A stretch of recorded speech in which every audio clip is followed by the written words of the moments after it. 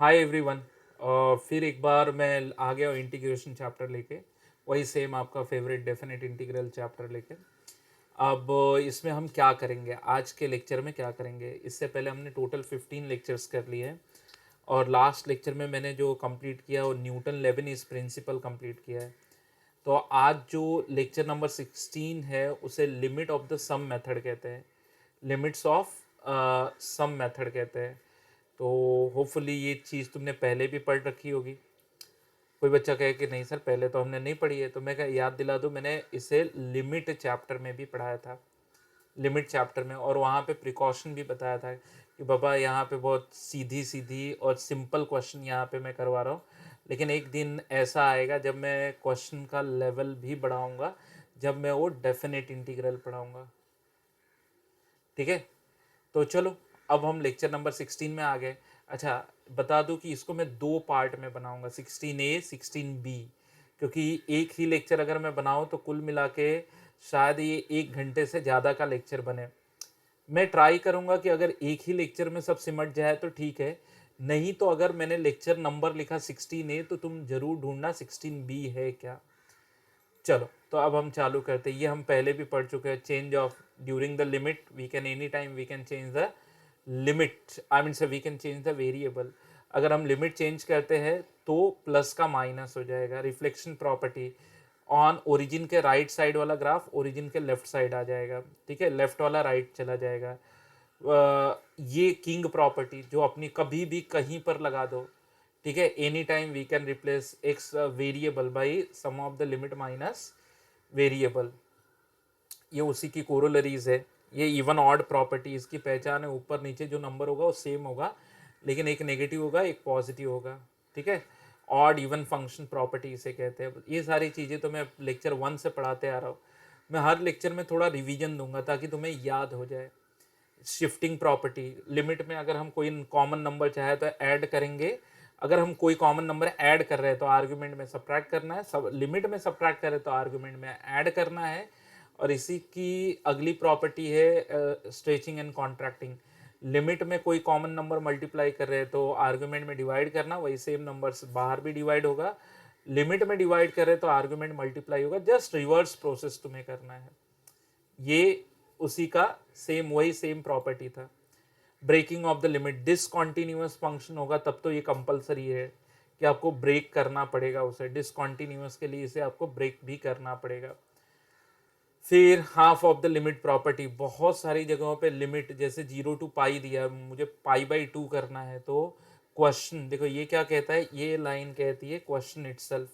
ये कहता है क्वेश्चन इटसेल्फ, ये वाला कहता है F of original limit minus x. X की जगह पे यानी वेरिएबल की जगह पे ओरिजिनल लिमिट माइनस एक्स।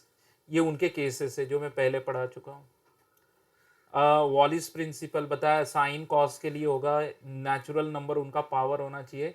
तीन बातें ध्यान रखने हैं। ये पहली बात 0 to π/2, दूसरी बात साइन कॉस, तीसरी बात बिलोंग्स टू नेचुरल नंबर। अगर ये तीन बातें हैं तो ऐसे करना है, m-1 m-2 m-3। Odd number होगा तो 3 2 इंटू 1 पे एंड कर देना है। इवन नंबर होगा तो यहाँ पे 2 यहाँ पे 1 इंटू इवन के लिए इंटू π/2। लेकिन अगर दोनों का कॉम्बो आ जाए तो बहुत सीधा करना है, ये नंबर यहाँ पे उतार लो एक कम करके। ठीक है, और तब तक उसको दो दो से रिड्यूस करते जाओ, -2, फिर ये आ जाएगा, फिर -2, फिर ये नंबर आएगा। लास्ट नंबर 2 या 1 होना चाहिए। फिर यही करना है, ये नंबर यहाँ उतार लो एक कम करके, फिर वही दो दो से सब्ट्रैक्ट करते जाओ, फिर ये दोनों ऐड हो जाएगा m+n, फिर दो दो सब्ट्रैक्ट कर, लास्ट में 2 या 1 आना चाहिए। दोनों के दोनों इवन है तो इंटू 1 डालो, और दोनों में से एक भी इवन नहीं है या एक भी ऑड है तो इंटू 1 डालना है। ये तो न्यूटन लेबनिज प्रिंसिपल जो पिछले लेक्चर में हुआ था। ठीक है, अगर आप डेरिवेटिव लेना चाहते हो तो पहले यहाँ पे अपर लिमिट आ जाएगा टी की जगह पे, into derivative of upper limit minus, फिर लोअर लिमिट आ जाएगा। ठीक है, into derivative of lower limit. इनमें से कोई भी ऐसे, अगर मान लो अपर लिमिट वेरिएबल है लेकिन लोअर लिमिट में कांस्टेंट है तो डेरिवेटिव ऑफ कांस्टेंट 0 हो जाएगा, तो ये समझ लेना। फिर ये पीरियोडिक फंक्शन की प्रॉपर्टी है जो मैं लेक्चर नंबर 13 14 में समझा चुका हूँ, तो इसे गो थ्रू कर लेना, क्योंकि ये सारी बातें यहाँ पे बताने जाऊँगा तो ये लेक्चर और लेंदी हो जाएगा। लेकिन हर लेक्चर में रिवीजन जरूर करवाऊंगा मैं, ठीक है। यहाँ पे एक छोटी सी गलती है जो मैं बहुत सारे लेक्चरों में कर चुका हूँ, ये n नहीं है, हाँ ये है limit of the sum method. क्या है limit of the sum method, आओ इस पे थोड़ा सा डिस्कस करते हैं। Limit of the sum method में क्या कहता है क्वेश्चन, ये मैंने ग्राफ बनाने की तैयारी कर रखी है, तो पहले तुम्हें वो ग्राफ के थ्रू समझा रहा हूँ मैं। अब पेंसिल ले लेता हूँ मैं, ये रहा ग्राफ, ये ऐसे एक ग्राफ है। चलो अब मुझे एरिया निकालनी है, एरिया निकालनी है बिटवीन ए टू बी, ए से बी के बीच में ग्राफ की एरिया निकालनी है, ग्राफ की एरिया निकालनी है ए टू बी। अब रूल कहता है कि इसके अंदर जितने ज़्यादा रेक्टेंगल डाल सकते हो उतना ज़्यादा रेक्टेंगल डाल दो ऑफ इक्वल विड्थ, जिनका विड्थ बराबर हो।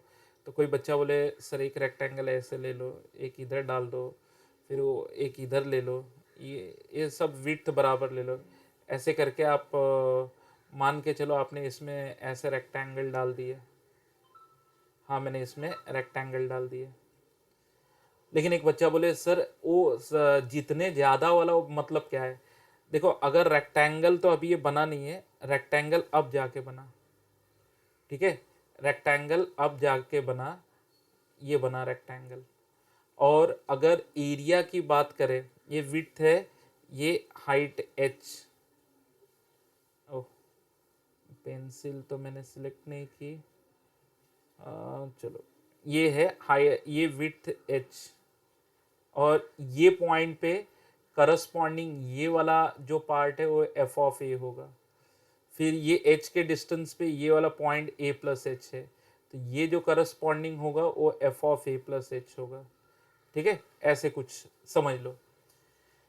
फिर बच्चा बोले हाँ सर चलो ये तो चीज़ समझ में आई, लेकिन आप समझाना क्या चाहते हो, ये एरिया रेक्टेंगल की निकाल लो, ठीक है, ऐसे करके आप रेक्टेंगल बना के एरिया निकाल लो।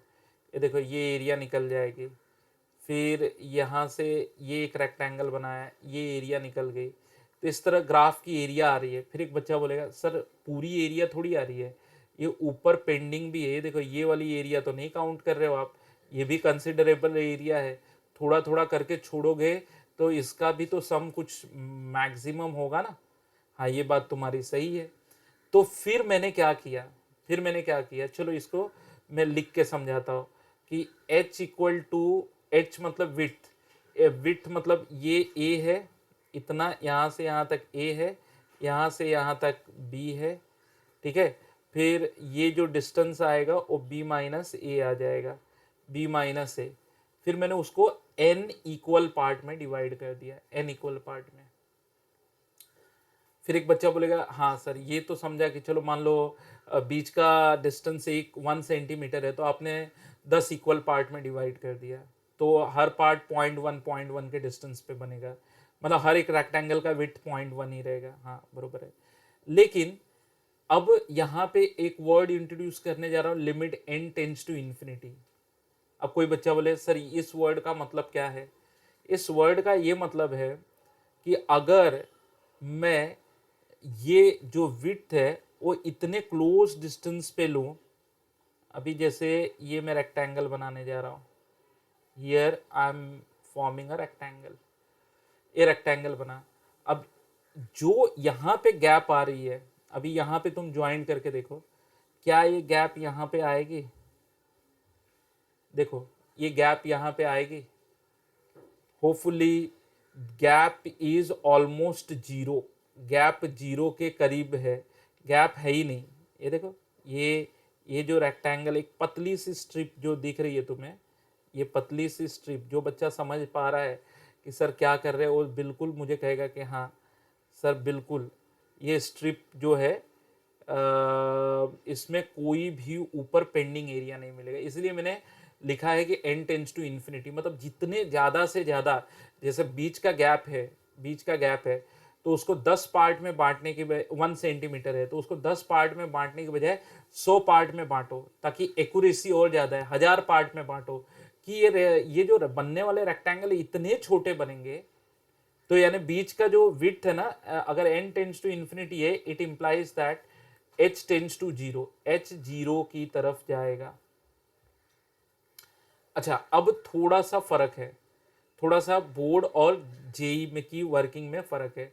तो जेई वाले तो बेसिकली इसको डिराइव करते हैं। जैसे ये वाला पहला वाला रेक्टेंगल का एरिया क्या आया, पहला वाला rectangle limit n tends to infinity, पहला वाला आया height F of A with H into F of A, फिर दूसरा वाला F of A plus H height into with H, फिर ऐसे करके वो लोग डिराइव करते हैं और फिर उसको समेशन में चेंज करते हैं, F of A plus N minus one H, ऐसे कुछ ले जाते हैं। ये बोर्ड वाले करते हैं। अब बोर्ड की वर्किंग से हटके, ये तो इसका सिग्निफिकेंस है, बट मैं इसको ऐसे नहीं बताऊंगा। बोर्ड की वर्किंग और जेई की वर्किंग टोटली डिफरेंट है। तो कोई बच्चा बोले कैसे, देखो बहुत सीधा सा है। एक प्रॉब्लम को तुम्हें समेशन में चेंज करना है। किस में चेंज करना है? समेशन में प्रॉब्लम को चेंज करो। समेशन को लिखना है इंटीग्रेशन, पहली बात। आर बाई एन समझो आर स्क्वायर है तो डिवाइडेड बाई एन स्क्वायर कर देना। तो जितने आर बाई एन आएंगे उन्हें एक्स लिखना है। एक 1 बाई एन क्रिएट करना ताकि वो dx का काम करे। अपर लिमिट निकालने का फॉर्मूला, जैसे मान लो इसके सेंस में ये अल्फा है, ये लोअर लिमिट के लिए है, तो ये अल्फा है तो अल्फा डिवाइडेड बाई एन। अगर एन इन्फिनिटी को जा रहा है, जैसे एन हो गया 10⁻49, तो उसका जो रेसिप्रोकल है या के, तो ये के इंटू 10⁻49, 10⁻49, तो ये ऑलमोस्ट जीरो की तरफ जाएगा। अब ये बीटा एन अपॉन एन, तो फिर बीटा आ जाएगा। तो ये पूरा का पूरा प्रॉब्लम इंटीग्रेशन में चेंज हो जाएगा और इसकी सॉल्विंग बहुत इजी है। ये 4 स्टेप याद रखो। ये 4 स्टेप अगर तुम ध्यान रखते हो क्वेश्चन में, अच्छा ये बात तो याद रखना, क्वेश्चन होगा कैसे। ये सबसे पहले स्टेप 1 ध्यान में रखना कि क्या क्वेश्चन में limit n tends to infinity दिया गया है। पहली चीज, लिमिट का n टेंड्स टू इन्फिनिटी देना जरूरी है। दूसरा, कभी कभार सीक्वेंस यानी सीरीज दी जाती है, एडिशन एडिशन एडिशन दिया जाएगा, उसको समेशन में चेंज कर लेना।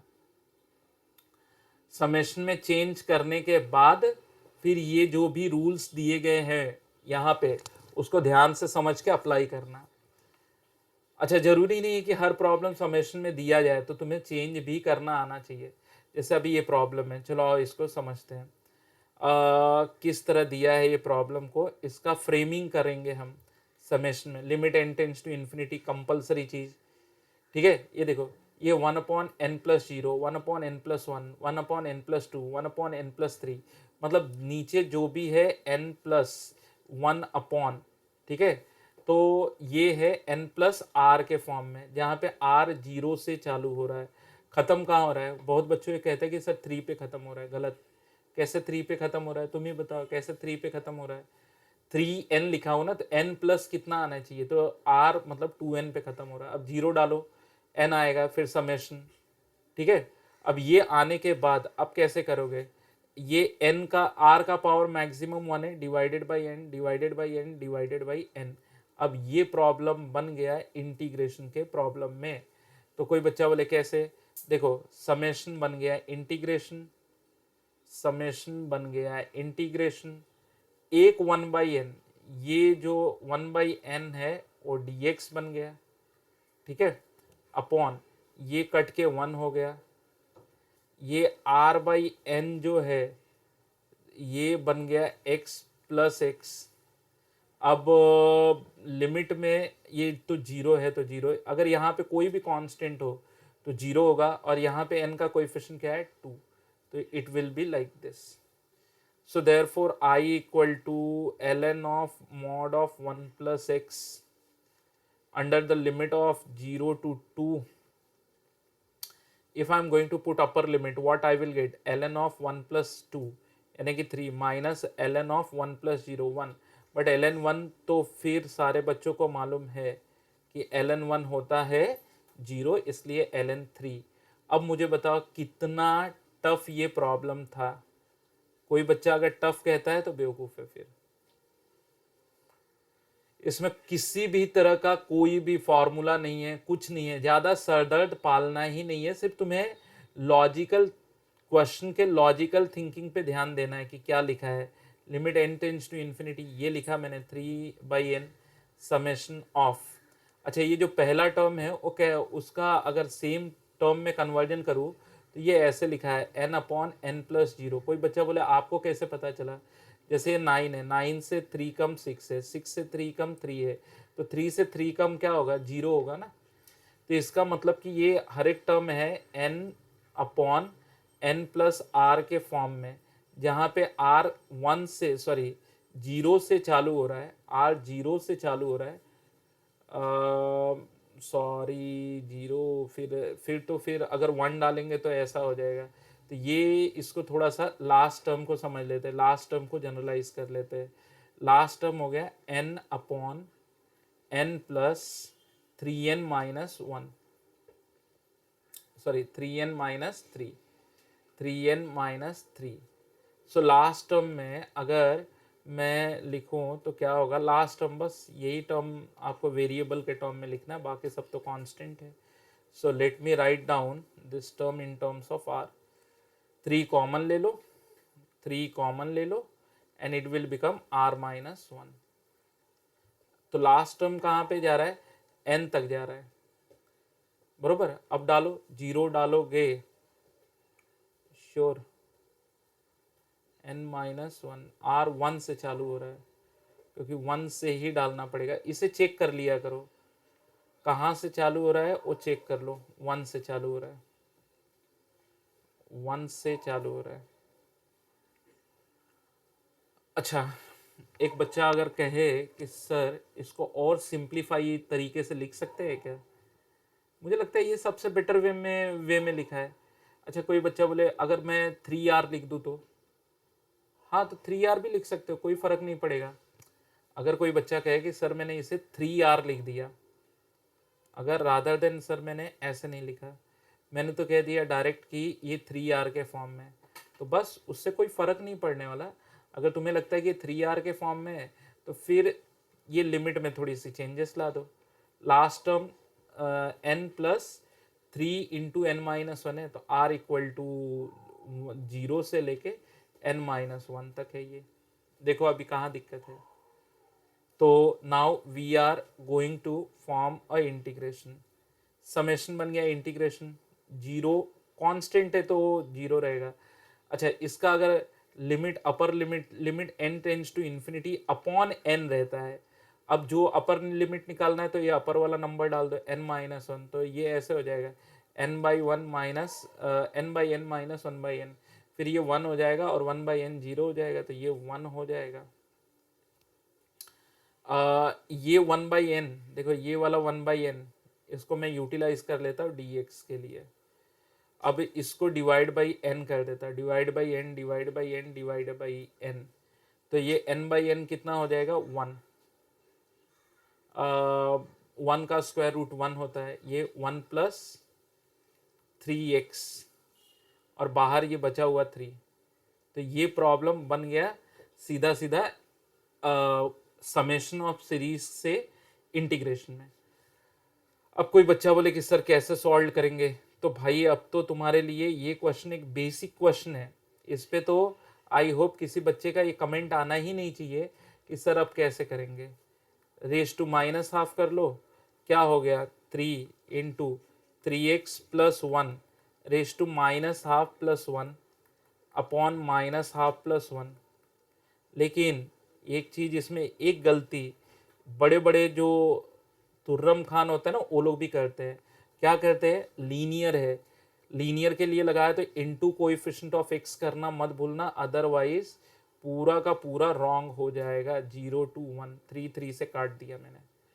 अब मैंने अपर लिमिट डाला, ये 1/2 हो जाएगा, 2 ऊपर चला जाएगा। चलो मैं यही लिख देता हूँ, तो यहीं लिख दूँ तो 2 ऊपर आ गया, 1/2 हो गया ना, और ये हो गया 3x + 1 raise to half under the limit of 0 to 1। Upper limit डाला तो 4 का पावर हाफ यानी कि 2, माइनस लोअर लिमिट 0 डाला तो 1 का पावर हाफ 1, तो द आंसर इज व्हाट 2। देखो बी वाला आंसर है। क्या ये टफ था? ये तो मैं समझा के लिख रहा हूँ, इसकी वजह से थोड़ा सा तुम्हें लग रहा है कि इसमें टाइम लग रहा है। अब मैं अगर स्पीड में करूँ तो 30 सेकेंड में एक प्रॉब्लम को मैं कर सकता हूँ। अच्छा, अब मैं इस प्रॉब्लम में तुम्हें समझाऊंगा नहीं, मैं खुद फटाफट अपनी स्पीड पे इस प्रॉब्लम को करता हूँ और तुम्हें दिखाता हूँ कि ये प्रॉब्लम कुछ और नहीं है। इसका लास्ट टर्म तो ऑलरेडी दिया हुआ है, कॉस ऑफ जो वेरी करने वाला टर्म है। देखो जैसे 2n तो ये नीचे 2n रहेगा। वेरी करने वाला टर्म 0 पाई मतलब कॉस ऑफ, ये पहला टर्म जो है ना, इसकी एनालिसिस कह रही है कॉस ऑफ 0 पाई/n, कॉस 0 हो जाएगा ना, तो r इक्वल टू 0, पहले इसे लिख लेते हैं, ये r-1 pi, r equal to 1 से चालू हो रहा है, n पे खत्म हो रहा है, कॉस बन गया है। इंटीग्रेशन 1/π/2 को बाहर कर लेता हो, एक जो 1/n है उसको बना लेता हो dx, फिर ये n है n, तो या कोई बच्चा अगर इसको n लिखना चाहे, अगर कहे कि इसको r, सर मैं इसको r लिख दूं, जो कंफ्यूज हो रहा है, हालांकि कंफ्यूज होने की जरूरत नहीं है, ये ऐसे है r-1/n, तो हो जाएगा r/n-1/n, तो r/n को तो x लिख दिया। व्हाट अबाउट 1/n, क्योंकि n इन्फिनिटी को जा रहा है, तो 1/n किसको जाएगा? 0 को, तो x-0 यानी x ही हो जाएगा। अच्छा, कोई बच्चा बोले सर मुझे नहीं समझा, कोई बात नहीं, तुझे अगर नहीं समझा हो तो you can change this problem कि सर मैं इसको r लिख देता हूँ। ठीक है भाई, तुझे अगर नहीं समझ में आ रहा है तो इसको r लिख दे, लेकिन यहाँ तुझे बदलना पड़ेगा, फिर ये 0 हो जाएगा और ये n-1 हो जाएगा। ठीक है, तो अब ये क्वेश्चन हो गया cos of r/n x πx/2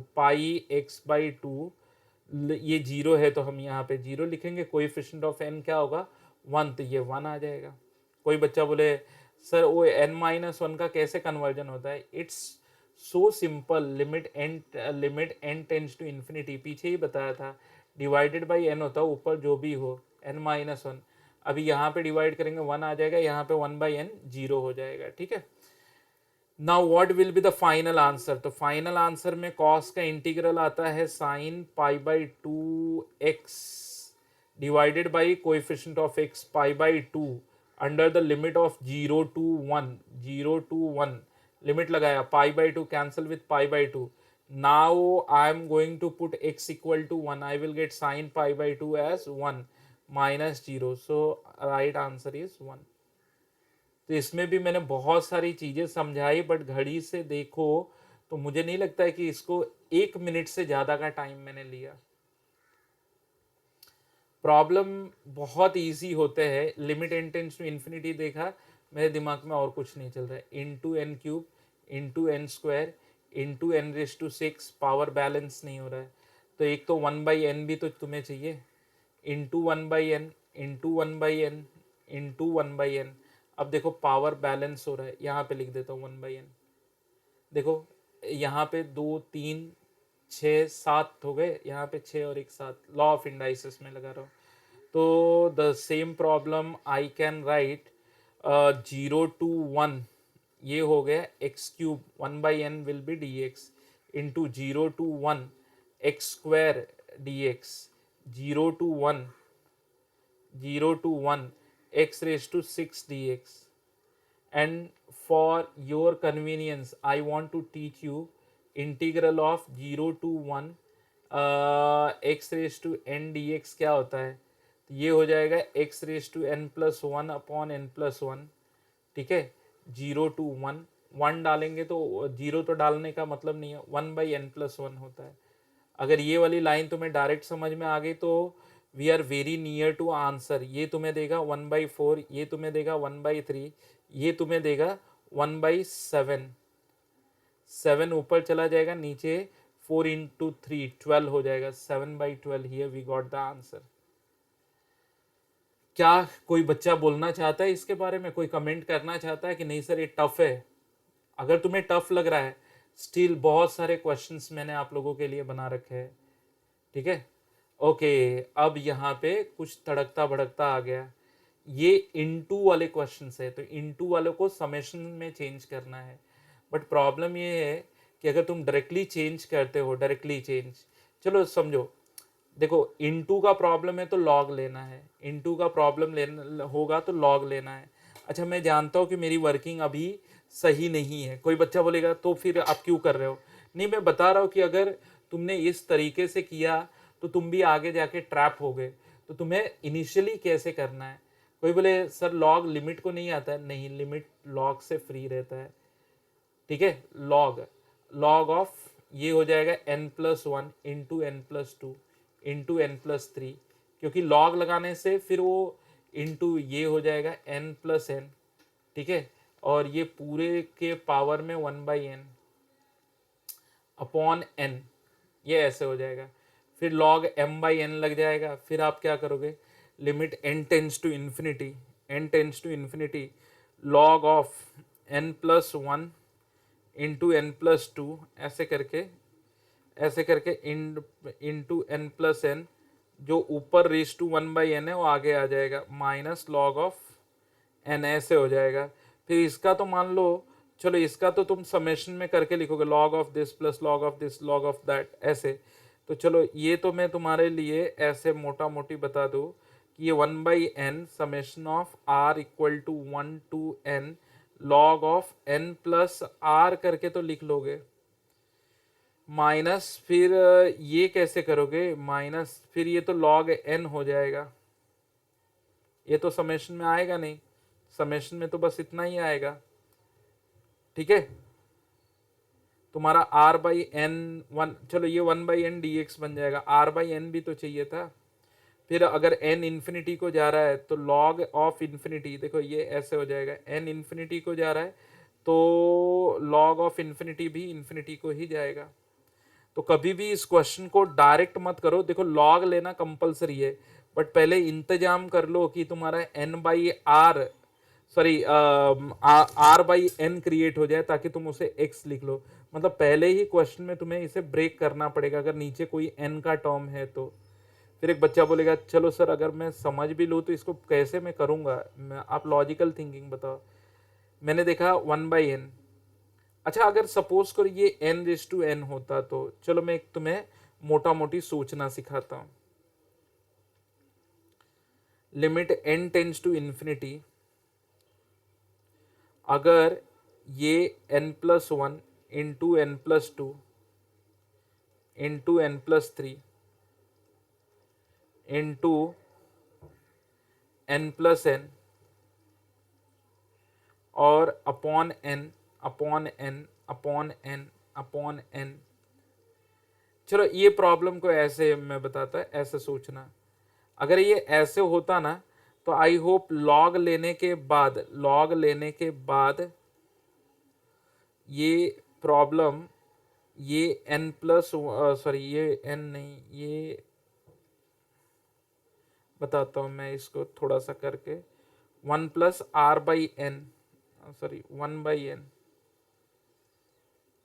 into 1+2/n into 1+3/n into 1+1 लिखना सही नहीं है। ठीक है, इसको फिलहाल के लिए तो ऐसे ही रखो, n+n/n, या इसको 1 लिख दो, जैसे जिस फॉर्म में है ना, जिस फॉर्म में है वैसे लिखो, 1+n/n ऐसे लिख दिया, ये ऐसे। फिर लॉग लेने के बाद log of this plus log of this plus log of this, log लेने के बाद अगर मैंने लॉग लिया तो लॉग ऑफ आई, तो फिर लॉग लेने के बाद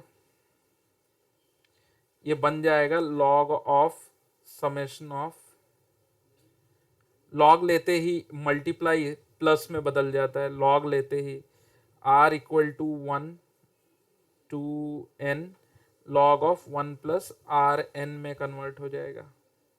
ये प्रॉब्लम ऐसे कन्वर्ट हो जाएगा और ये फिर बन जाएगा, इंटीग्रेशन में चेंज करते ही x बन जाएगा। लेकिन फिर उसके लिए तो कंपलसरी है ना कि अगर आप ऐसे सोचो, और ये तब होगा जब ये n रेस टू n हो।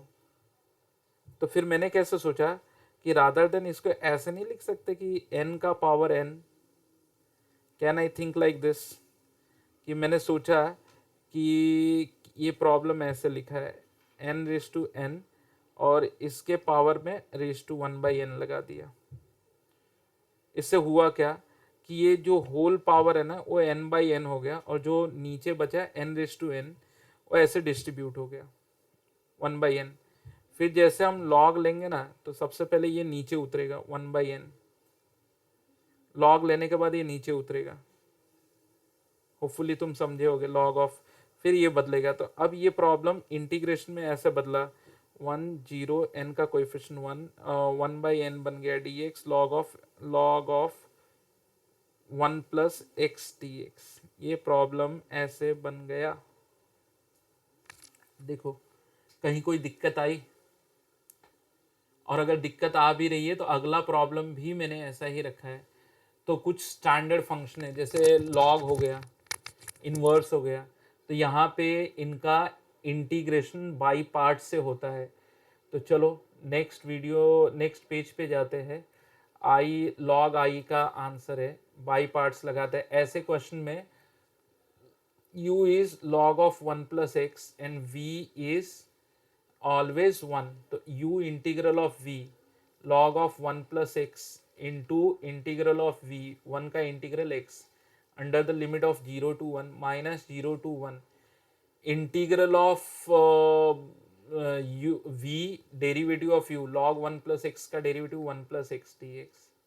ये तो फिर इक्वल टर्म्स वाले आ गए। चलो यहाँ पे पहले ये कर लेते हैं, log i इक्वल टू 1 डाला, फिर ये log 2 हो जाएगा, तो log 2 हो गया, माइनस 0 तो डाल नहीं सकते। अब इसको ऐसा क्यों ना कर दे कि 0 to 1,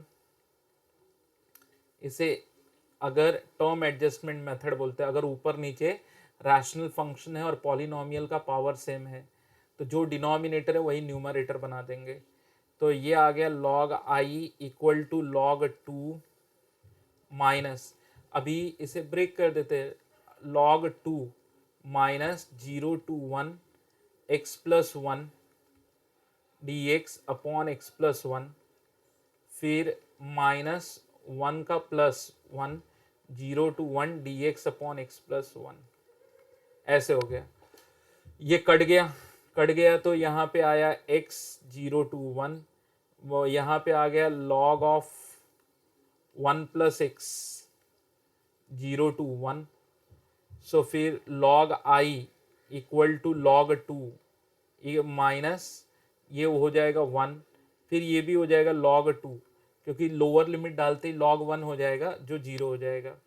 so log of i equal to 2 log 2 minus 1 log i, ऐसे भी कर सकते हो log 4 to the base C, natural log है ना, इसे लिख दो log e to the base C. फिर ये चीज ऐसे हो जाएगा log of i to the base C equal to log of 4/e to the base E. तो i इक्वल टू 4/e आ गया आंसर में। ठीक है, सो अगर मैं प्रीवियस पे जाऊं तो आंसर इज 4/e। क्या ये टफ था? नॉट एट ऑल, मैं कहूँगा नॉट एट ऑल, किसी भी कीमत पे ये टफ नहीं था। कोई बच्चा बोले नहीं सर नहीं समझा, चलो एक प्रॉब्लम और देख लेते इसी टाइप का। Limit n tends to infinity, so ऊपर का पावर रेस टू 1/n कर देते हैं। ठीक है, i नीचे तो अगर लिख दिया जाए A B raise to M, तो कैसे लिखा जाता है a raise to M into B raise to M. इसलिए नीचे वाले पार्ट को तो मैंने समझ लिया k रेस टू एन लिखा है into N raise to N लिखा है। एन फैक्टोरियल का मतलब क्या होता है? 1 into 2 into 3 into dot dot dot into N. अब इसको डिस्ट्रीब्यूट कर दो ताकि लॉग लेंगे तो i equal to limit n tends to infinity. अब ये जो k रेस टू n है इसको बाहर निकाल दो, कांस्टेंट है ना, और ये उसका nth पावर ले लो, नीचे ही रखो, नो इश्यू। इसको ऐसे कर दो, और n रेस टू n है उसको बांट दो, जैसे 1/n हो गया इंटू 2/n हो गया इंटू 3/n हो गया इंटू ऐसे करते करते n/n तक चला जाएगा, n/n तक चला जाएगा, n/n तक कहाँ गया, n/n तक चला जाएगा और इतने टर्म का अभी पावर 1/n आएगा। अच्छा मैं आपको एक चीज़ और बता दूं कि अगर सीक्वेंस सीरीज चैप्टर, अभी तक मेरा नोट्स तो बना नहीं है सीक्वेंस सीरीज का, लेकिन जैसे मैं बनाऊंगा उसमें मैं आपको दो ऑपरेटर्स के बारे में ब्रीफ आइडिया दूंगा। पहला ऑपरेटर है समेशन और दूसरा ऑपरेटर है ये वाला, ये प्रोडक्ट के लिए यूज होता है। इसे आप ऐसे भी लिख सकते हो कि हर एक term r equal to 1 to n है और हर एक टर्म r/n के फॉर्म में है। ये 1/k और limit n tends to infinity में यहाँ डाल देता हूँ, limit n tends to infinity, limit n tends to infinity.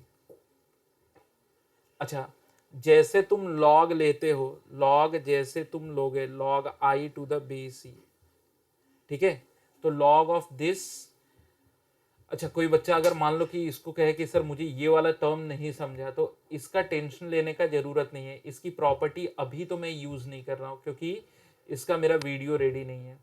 तो चलो नॉर्मली जैसे हम लिखते हैं limit n tends to infinity, ठीक है, लॉग यहाँ पे लगा देंगे, तो पहले तो लगेगा log m/n, तो माइनस log k यहाँ पे आ जाएगा ये चीज़ें, और यहाँ पे हो जाएगा log of this raise to 1/n, तो 1/n आगे आएगा, log of this plus log of this plus log of this, जिसको कोई भी बच्चा बोलेगा कि सर समेशन के टर्म्स में आप उसे अगर लिखोगे, अगर आप समेशन के टर्म्स में लिखोगे 1/n summation of r equal to 1 to n, every term is in the form of r/n। अगर ये वाला पॉइंट ना समझा हो तो फिर मुझे बताओ। देखो मैंने log लिया, पहले मैंने लगाया कि log numerator upon denominator, so log of numerator minus log, अच्छा log तो वर्ड लिखा ही नहीं, log of numerator minus log of denominator, ठीक है, फिर log ऑफ डिनोमिनेटर तो हो गया, log ऑफ न्यूमरेटर कैसे आया, log of this term plus log of this term, पहले तो ये पावर नीचे आया log ऐसे करके, फिर ये ऐसे फॉर्म में आ गया। थोड़ा दिमाग लगाओ तो डेफिनेटली तुम समझ लोगे, log I plus log k हो गया यहाँ पे हो गया limit n tends to infinity. अच्छा हटा ही दो, क्वेश्चन में इंटीग्रेशन डाल दो, 0 to 1, 1/n बन गया dx, ये हो गया log of x। But obvious ये चीज अगर तुम्हें मालूम होगी तो स्टैंडर्ड फंक्शन है जिसका डायरेक्ट इंटीग्रल नहीं होता है, u is log x, u is log x, u equal to log x and v equal to 1, v equal to 1, u log x and v equal to 1 है, clear, v equal to 1 है। सो ये आ गया log of k I to the base c, log of k I to the base c, u integral of v x log x under the limit of 0 to 1, under the limit of 0 to 1, फिर उसके बाद minus 0 to 1 integral of v x derivative of log x 1/x dx, ऐसे हो गया। फिर log of k I to the base c, 1 डालोगे तो log 1 हो जाएगा, 0 डालोगे तो 0 हो जाएगा, तो एनी हाउ ये 0 होने वाला है, 1 आ गया, x 0 to 1, 0 to 1, ये हो गया -1, k I equal to e raise to -1, k I equal to 1/e, I equal to k e, ये आ गया। तो कैसा लगा न्यूमेरिकल? डेफिनेटली बहुत इजी न्यूमेरिकल्स है, कोई भी रॉकेट साइंस वाली चीज में इसमें नहीं बता रहा हूँ कि तुम्हें दिक्कत हो, ये देखो, ठीक है, देख ही रहे होगे कितनी गर्मी हो रही है। मैं ये वीडियो जब बना रहा हूँ तो ये चीज ध्यान में रख के बना रहा हूँ कि पंखे की आवाज से तुम्हें डिस्टरबेंस होगा, इसलिए जब भी आप वीडियो देख रहे हो तो कोशिश करो कि जितने ज़्यादा मैक्सिमम न्यूमेरिकल तुम सॉल्व कर सकते हो, क्योंकि एक टीचर भी तुम्हारे लिए काफ़ी मेहनत करता है। अच्छा आओ इसकी बात कर लेते हैं। अब इस प्रॉब्लम को कोई भी बच्चा आराम से कह सकता है कि सर मैं लॉग में ऑटोमेटिक इसको कन्वर्ट कर दूंगा। ये लॉग लिया, log of this plus log of this plus log of this, तो सबसे पहले ये बन गया ऐसे, log of 1 plus 1 2 square 3 square, मतलब R square upon X square के फॉर्म में है। ठीक है, sorry R square upon N square के फॉर्म में है, एन स्क्वायर के फॉर्म में, R square by N square के फॉर्म में। आर जहां पे 1 से चालू हो रहा है एन तक जा रहा है, limit N tends to infinity. सबसे पहली चीज इसी पे अपने को समझ में आ जाता है। और जो पावर है 2 4 6 यानी कि 2r बाई एन स्क्वायर, वो ऐसे हो जाएगा। फिर हम क्या करेंगे, तो इसे सिंप्लीफाई करके चलो ठीक है, इसे 0 to 1 कर देते हैं, आर बाई एन को 2x कर देते हैं, एक 1 बाई एन बचेगा, तो फिर वो 1 plus x square D x का काम करेगा। अगर 1 प्लस एक्स स्क्वायर को t मानते हो, 1 प्लस एक्स स्क्वायर को क्या माना तुमने, t, तो फिर ये प्रॉब्लम बन जाएगा log ऑफ t, फिर 2x dx बन जाएगा dt, 2x dx dt बनेगा। x की जगह पे 0 डालोगे तो 1 बन जाएगा, और 1 डालोगे तो 2। तो आई होप तुम समझ गए होगे कि सर ने क्या किया। सर ने सब्स्टिट्यूशन अप्लाई किया। तुम कहोगे सर आपको कैसे पता चला, अरे यार इसको प्रोडक्ट रूल में ले जाता तो अननेसेसरी कितना बड़ा होता है, जहां जहां मुझे पता चल रहा है कि 1 प्लस एक्स स्क्वायर का डेरिवेटिव 2x है, कितना इजी क्वेश्चन है। तो सब्स्टिट्यूशन अप्लाई करो and don't expect from me कि सर आप मुझे पूरा लिख लिख के दिखाओ, फिर क्या होगा कि वीडियो का लेंथ बढ़ेगा। ठीक है, तो ये इसका इंटीग्रेशन तो अभी हमने पीछे किया है। आता है कुछ ऐसे कि t into log t minus फिर आ जाएगा t। ठीक है, करके देख लो, 1 to 2 1 to 2 लॉग आई, फिर log i equal to, log i equal to 2 डालोगे तो 2 लॉग 2 हो जाएगा, 2 लॉग 2, 1 डाल के मतलब नहीं है, 0 हो जाएगा, माइनस ये 1 हो जाएगा, 2 माइनस 1, 1 को log E to the base E लिख दो। ठीक है, तो 2 इसे लिख दो log of 4 to the base E minus log of e to the base E, and that is what, log of 4 by E. तो i equal to 4 by E, i equal to 4 upon e is the answer what we got, 4 by E. कितना difficult है अब तुम अंदाज लगा लो। Last term बस पहले predict कर लो, एन ए प्लस 1, चलो ठीक है बन गया है problem, summation of 1 upon n A plus r, n A plus r, r की जगह पे डाल देंगे कहाँ पे खत्म हो रहा है, आर इक्वल टू 0 से चालू हो रहा है, सॉरी एन ए एन लिख देते हैं, A N 1 upon limit N tends to infinity. अब दिक्कत ये है कि बच्चा यही नहीं समझ पाएगा कि सर एंड कहाँ पे हो रहा है, एंड कहाँ पे हो रहा है। ठीक है, एन बी तो दिया है, बट मुझे तो ऐसे चाहिए एन ए प्लस जो भी है, तो एन ए ऐड किया, एन ए सब्ट्रैक्ट किया, एन ए का होना कंपलसरी, इसे छेड़ो मत, तो इसे ले लो एन ए प्लस, एन कॉमन लोगे तो बी माइनस ए, तो आर की जगह पे बी माइनस ए एन तक डाल दो, बस हो गया, आ जाएगा लास्ट वाला टर्म।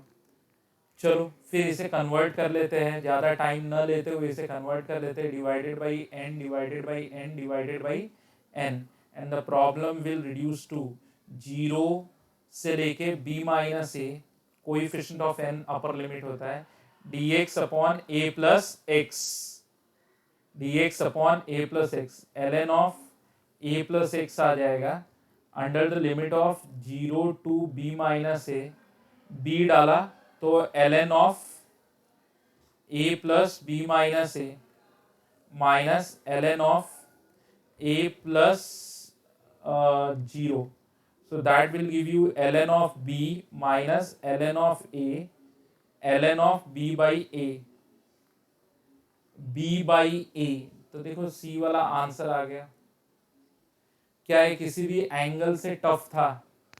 अब लास्ट के 2 प्रॉब्लम है, तो टोटल 10 प्रॉब्लम हर टाइप के हम करते हैं, जिसका कोटा पूरा हो जाएगा। पर नीचे ये वाला टर्म तो आर रेस टू ए के फॉर्म में है, जहाँ पे आर 1 से चालू हो रहा है, एन पे खत्म हो रहा है। ये तो n plus 1 raise to a minus 1।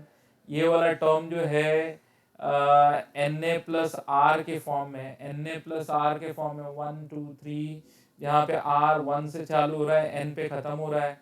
Limit N tends to infinity दिया गया है, और इक्वल टू 1/60। अब कर लेते हैं जो जो करना है। एन रेस टू ए से डिवाइड कर लेते हैं इंटू 1/n, जो dx के लिए काम करेगा। मतलब हमने जो डिवाइड किया है n raise to a plus 1, law of indices, तो यहाँ पर भी डिवाइड कर लेते हैं। N raise to a plus 1 से हमने कर लिया।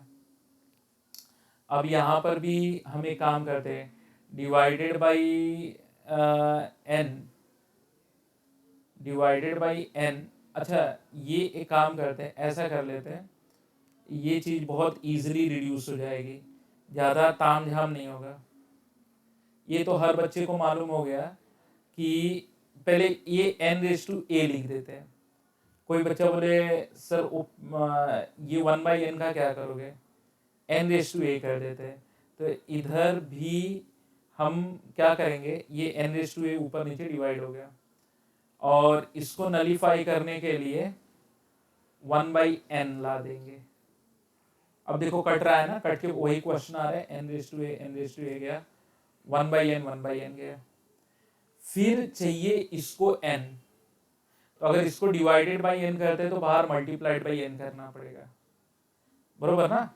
तो इसी a पावर में से एक और कम कर दो, -1 कर दो, तो फिर यहाँ पे वो n चला आएगा। समझे कि नहीं। अगर तुम्हें अगर फिर भी दिक्कत आ रही है तो देखो 1/n से गया, a और a-1 में एक पावर का डिफरेंस है, जिसकी कमी ये पूरी कर रहा है, तो क्वेश्चन नलीफाई होके वही चीज आ रही है।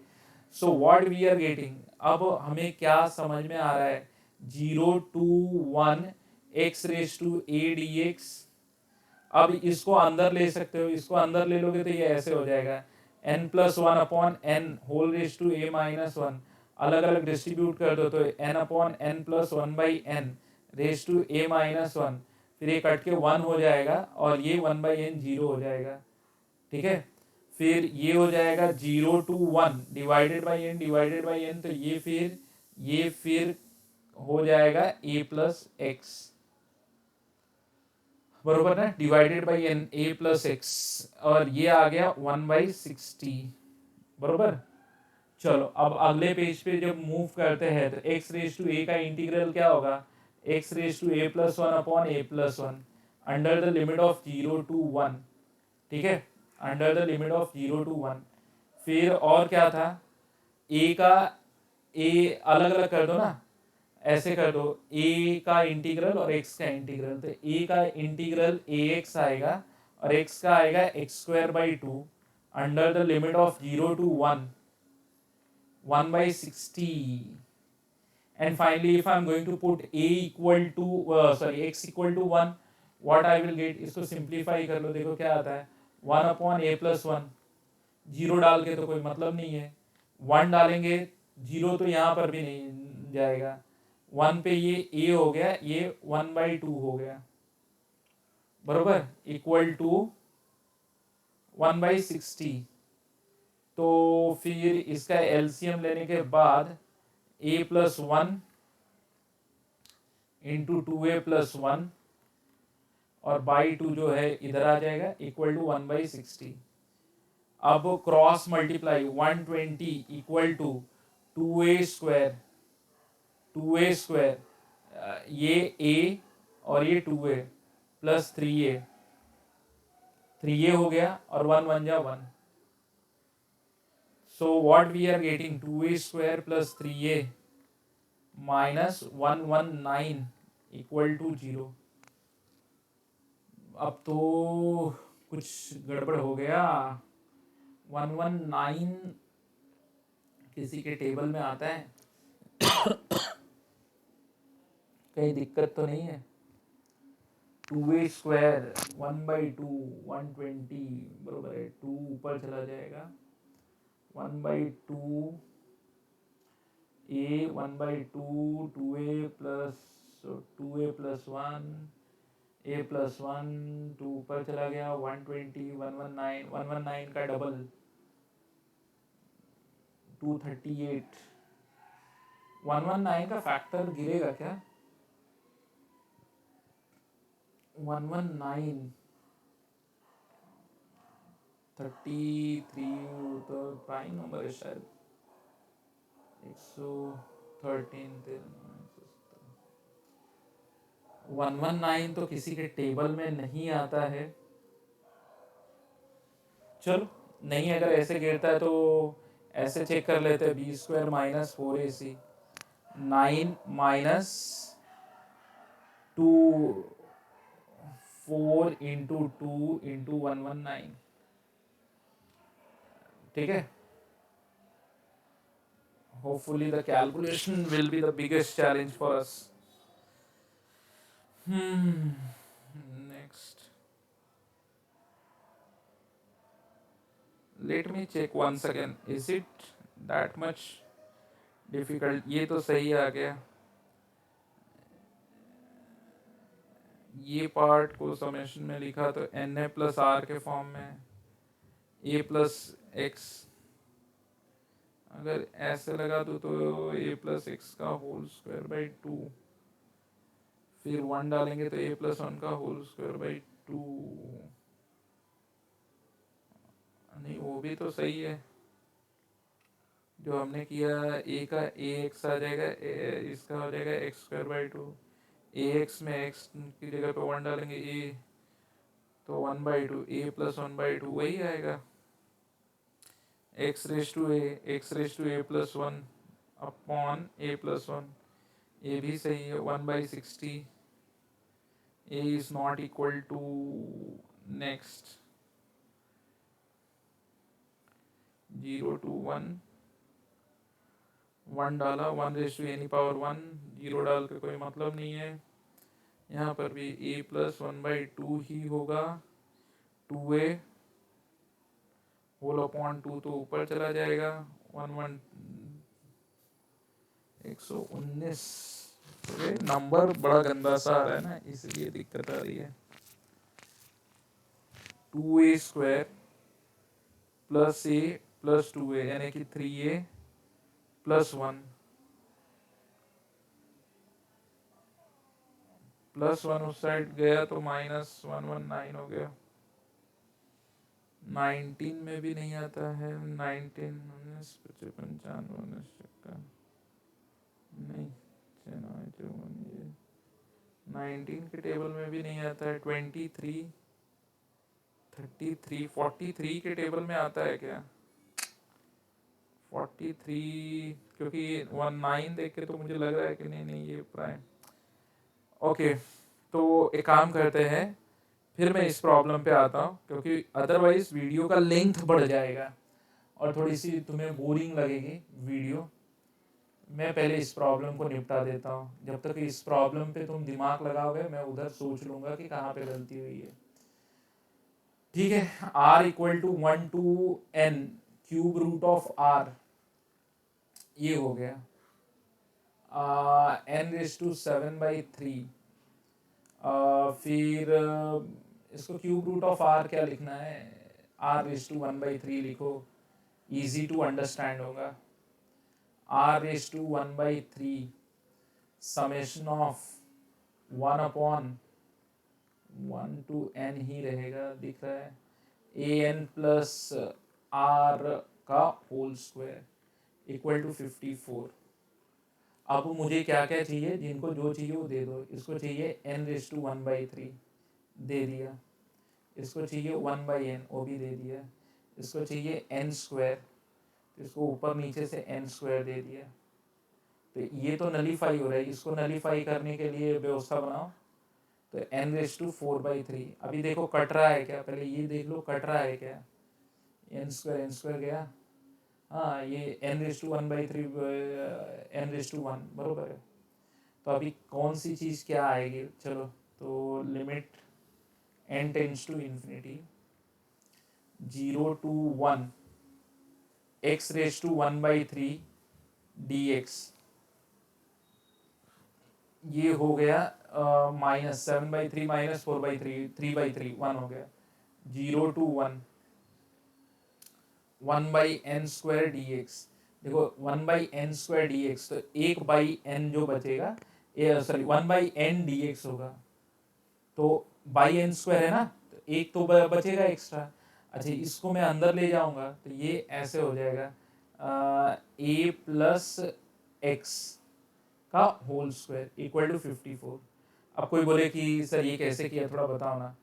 तो ये कैसे किया है, इसके लिए ऐसे समझ लो, इसको ऐसे कर लिया a upon n² an upon plus r by n का होल स्क्वायर, फिर ये ऐसे an/n प्लस r/n का होल स्क्वायर, फिर ये वाला तो लाइन तुम्हें समझ में आ गया होगा, और ये तो कट गया क्योंकि इसमें जो 1/n² था ना, उसको मैंने ऐसे यूज किया 1/n इंटू 1/n, तो एक 1/n तो बाहर, ये तो dx में गया और ये बाहर के n के साथ कट गया।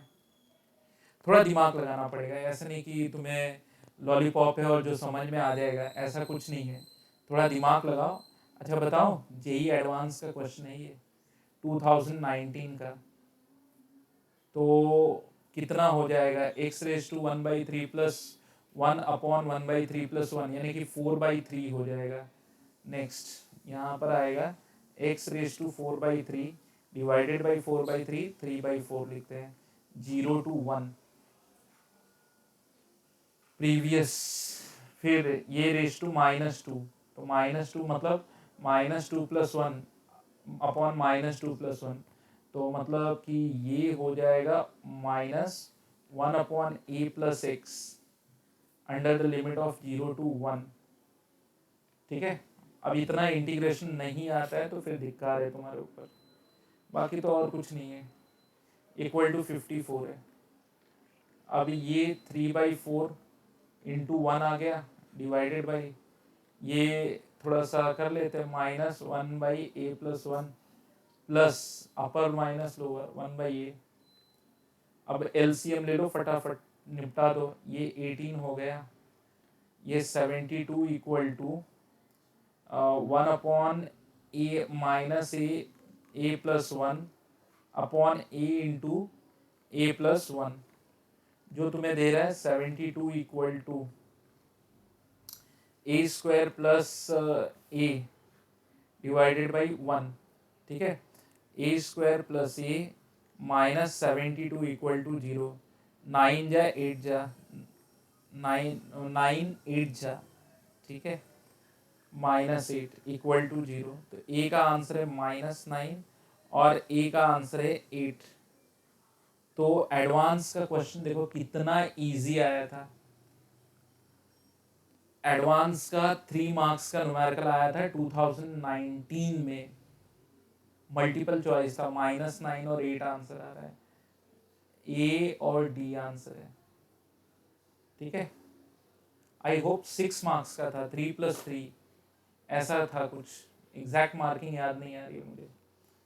तो देखो कितना इजी क्वेश्चन था, कुछ इसमें मतलब कोई बहुत बड़े बड़े लॉजिक की जरूरत थी भी नहीं। ठीक है, चलो प्रीवियस प्रॉब्लम को एक बार मैं गो थ्रू कर लेता हूँ कि कहीं कोई गलती तो नहीं की हमने, और अगर लग रहा है तो तुम एक बार गो थ्रू कर लेना। अच्छा चलो, अगर मैं थोड़ा ऐसा सोच रहा हूँ कि रादर देन इसे मैं इरेज करके, वैसे तो मुझे अभी गलती नज़र नहीं आ रही है सही बोलूँ तो, चलो इसको तो मैंने लिख दिया n+1 रेज टू a - 1। मैं ऐसे देखूँ तो na plus na plus na कितनी बार ऐड हो रहा है, n टाइम्स, तो n टाइम्स ऑफ na हो गया, प्लस 1 प्लस, ऐसे कर लेता हूँ थोड़ी मार्किंग करके, 1 + 2 + 3 अप टू n, तो जो हो जाएगा n+1/2। मैंने सोचा कुछ वहाँ में भी गलती हो रही थी। अच्छा, फिर ये करने के बाद हाँ ये तो सिंप्लीफाई करने के पर्पज से लिया ही नहीं मैंने, डिवाइडेड बाई इसको भी, इस ये एन ए प्लस वन है ना, तो n raise to a plus one ऐसे कर लेते हैं। ठीक है, अभी इसका एलसीएम ले लो, तो limit N tends to infinity, ये बदल देते हैं 0 to 1 x raise to a. अब इसमें हम कर लेते हैं एन स्क्वायर बाहर करके, एन स्क्वायर बाहर करेंगे ना तो ये ऐसे हो जाएगा n plus one upon n a minus one. अब कोई बच्चा बोलेगा क्यों सर, अभी तुम एन स्क्वायर बाहर करो और ये एन स्क्वायर जो है नीचे ही बाहर होगा, नीचे 1/n स्क्वायर आ जाएगा। कोई बच्चा बोले ये कैसे किया, दो बाहर निकाल लो तो दो पावर माइनस कर दो, सेम पावर आ जाएगा, तो ये निपट जाएगा ना, n/n 1 और 1/n 0, क्योंकि इन्फिनिटी वाली लिमिट है, तो ये इसका आंसर 1 हो जाएगा। अच्छा, अब यहाँ पर एलसीएम लेने के बाद 2n स्क्वायर ए प्लस n स्क्वायर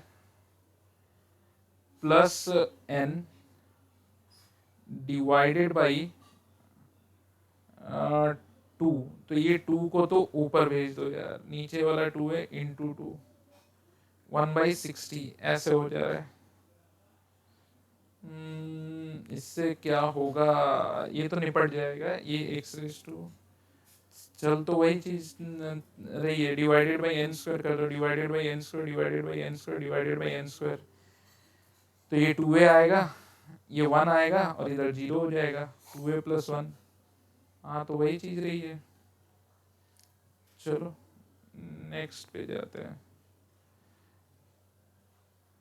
आएगा तो यही चीज, कहाँ गलत आ रहा है, समझो ये इंटू 2 है, डिवाइडेड बाई एन स्क्वायर करते भी हैं तो